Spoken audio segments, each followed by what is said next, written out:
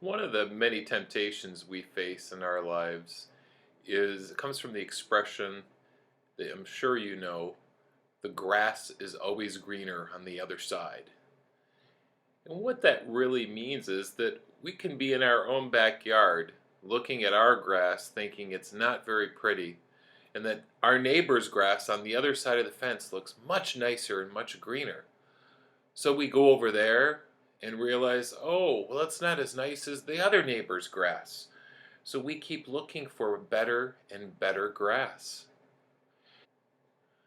This is a parallel for us to look at our own lives. That when we look at the frustrations and problems that we experience in our lives every single day, we tend to judge our lives or compare them with other people's and think that other people have such a better life than we do, that they don't experience those same problems. But they really do. And it's like we keep chasing a mirage. It's as if we're walking in the desert and see a mirage that fools us into thinking it's a pool of fresh water, and we keep chasing it, but never get to it. And this is exactly what the grass is greener on the other side means. Jesus told his disciples in today's gospel that when you're traveling to the towns doing missionary work, don't stop and greet people along the way. Now you may wonder why Jesus would have told them that.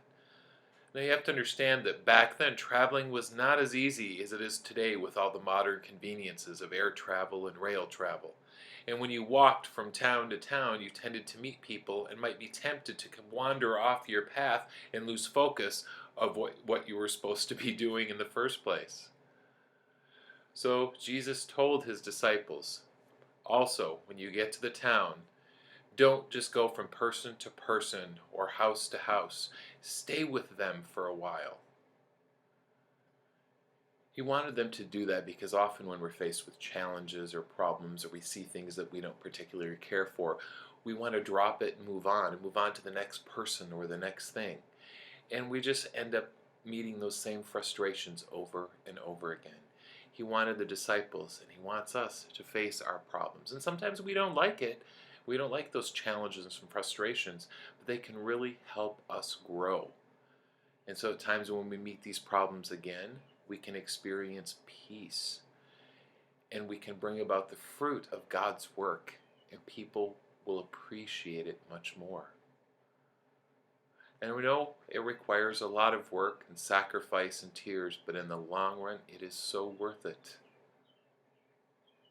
So I think it's possible that today's gospel really inspires us to kind of be patient with all those challenges and frustrations we meet, and that we know and that we have to expect that God will help us and that things will get better. Thank you, and God bless you.